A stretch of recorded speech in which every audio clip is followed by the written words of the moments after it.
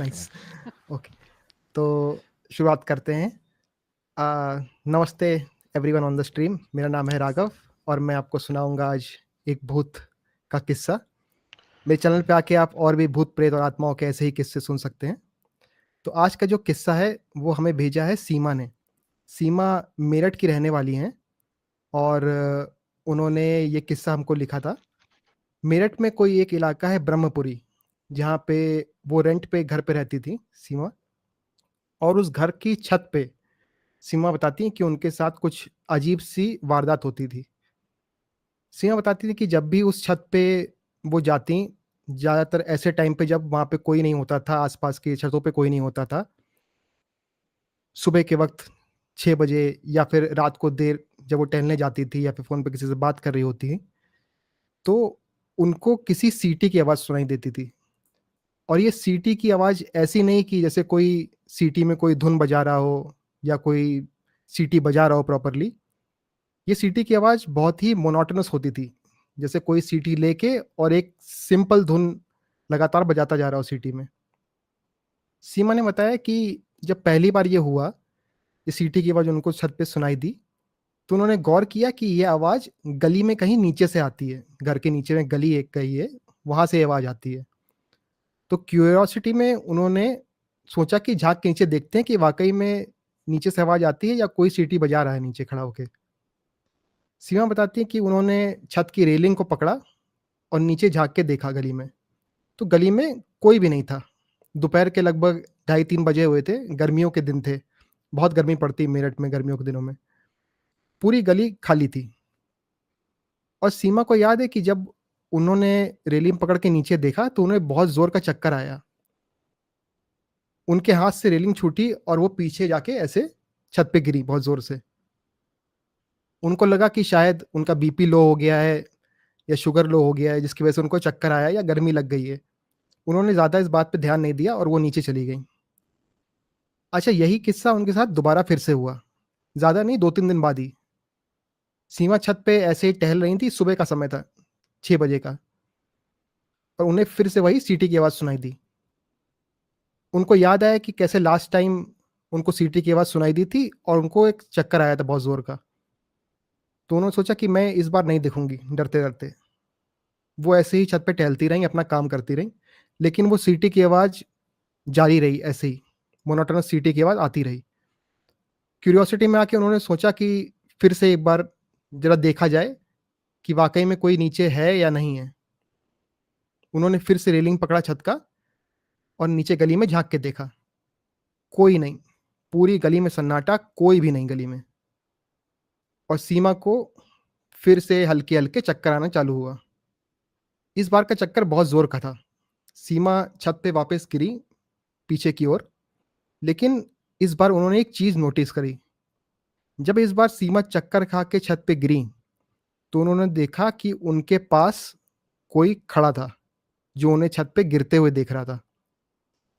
उन्होंने बोला कि शायद चक्कर इतना ज़ोर का था कि मुझे समझ में नहीं आया कि उसकी शक्ल कैसी है, क्योंकि शक्ल ब्लरी थी, लेकिन उन्हें साफ-साफ किसी इंसान का फ़िगर दिखा वहाँ पे खड़ा हुआ, जो उनको खड़े हुए देख रहा है, गिरते हुए। चक्कर बहुत ज़ोर का था, एकदम से वो बेहोश टाइप की हो गईं। उनको 1 या 2 मिनट बाद होश आया और वो तुरंत नीचे भाग गईं। उन्होंने फिर छत पे जाना बंद कर दिया। बहुत दिन तक वो छत पे गई नहीं। जब जाती 1-2 मिनट के लिए जाती, कपड़े सुखाने गईं तो कपड़े उतार के नीचे वापस आ जाती, या फिर किसी से मोबाइल पे बात करने गईं, 1-2 मिनट बात किया फिर नीचे भाग जाती। लेकिन जितनी बार भी ये छत पे जाती, इनको वही सीटी की आवाज़ वापस सुनाई देती रहती। आलम यहाँ तक हो गया कि वो खड़े-खड़े अब काँप जाती जैसे ही इनको सीटी की आवाज़ आती। बहुत डर लगता उनको। एक दिन उन्होंने सोचा कि सुबह-सुबह जल्दी जाएँगे, बहुत दिन हो गए थे छत पे नहीं गए हुए, 1 महीना 2 महीने के आस-पास हो गया था। एक दिन सुबह-सुबह उन्होंने सोचा कि योगा करते हैं, सुबह-सुबह जल्दी जाएँगे छत पे, योगा करके चुपचाप वापस आ जाएँगे। ये योगा करने ऊपर गईं छत पे, मैट-वैट बिछाया अपना। अच्छा, इनके पड़ोस में एक लेडी रहती थी, जिसको ये दीदी बुलाती थी। इनकी बहुत अच्छी दोस्ती थी उन दीदी से, ये लोग साथ में ही जाना, बाज़ार जाना, शॉपिंग करना, कॉलेज साथ में जाना, बहुत अच्छी दोस्ती थी इनकी दीदी से।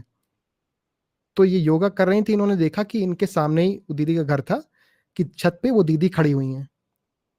और इनको घूर रही हैं। सुबह 6 बजे का समय था। इन्होंने दीदी को आवाज़ लगाया कि दीदी आ जाओ, हम लोग योगा करेंगे साथ में ही।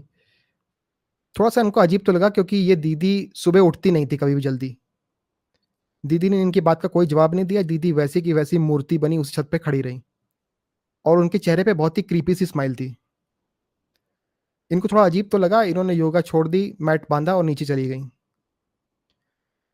अच्छा, कुछ दिन बाद वापस ऐसा ही हुआ। ये ऊपर गईं, देखा दीदी वैसे ही खड़ी हैं और ये वापस नीचे भाग के आईं। दीदी को फ़ोन किया, सुबह के वही 6 बजे कि दीदी आप छत पे खड़े हो क्या? दीदी ने बहुत रिंग के बाद फ़ोन उठाया और उनकी आवाज़ ऐसे जैसे वो बहुत नींद में हों।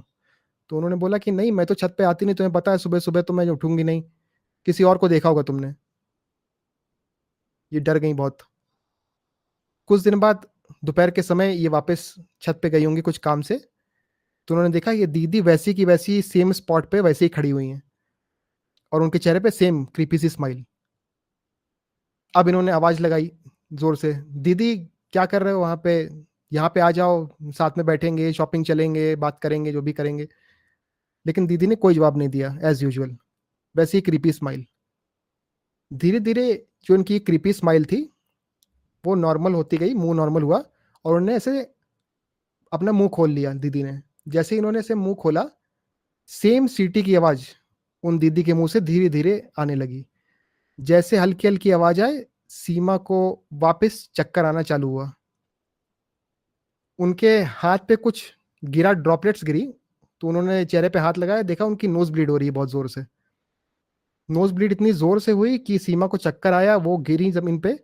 गिरते-पड़ते वो भागी वहाँ से, सीढ़ियों पे गिरी, नीचे आके आँगन में गिरी, काफ़ी तेज़ नोज़ ब्लीड हुआ उनको। फिर उन्होंने ये बात घर पे बताई अपने, फाइनली जाके इतने महीनों बाद। तो उनके पापा ने, मम्मी ने बोला कि शायद तुम्हारा वहम होएगा या फिर कुछ टेस्ट-वेस्ट कराओ, आयरन लो होगा, बीपी लो होगा। सब टेस्ट कराए, सारे टेस्ट नॉर्मल निकले और यही हादसा उनके साथ वापस 4-5 बार और हुआ, क्योंकि ये चीज़ बार-बार नया रूप लेती जा रही थी, जैसे-जैसे ये अवॉइड करना चालू कर रही थी उसको। शिट। अब ये इनको मेन गेट पे अपने नीचे जाएँ तो इनको वापस सीटी की आवाज़ सुनाई दे, तो गेट से बाहर जाना बंद कर दिया इन्होंने, कि मैं बाहर जाऊँगी, नीचे देखूँगी तो फिर शायद मुझे चक्कर आ जाए। ऐसा करते-करते इन्होंने, इनके पापा ने डिसाइड किया कि फाइनली मेरी बेटी को प्रॉब्लम हो रही तो घर छोड़ देंगे। इन्होंने वो घर छोड़ के दूसरे मोहल्ले में जाके घर ले लिया और सीमा बताती हैं कि वापस मेरे साथ ये हादसा नहीं हुआ। लेकिन कुछ समय बाद, 1-2 महीने बाद, उन दीदी का सीमा के पास फ़ोन आता है कि सीमा, आज तुम क्या अपने पुराने वाले घर पे आई थी? क्योंकि वो पुराना वाला घर बहुत टाइम से खाली पड़ा रहा, कोई आया नहीं वहाँ किराएदार।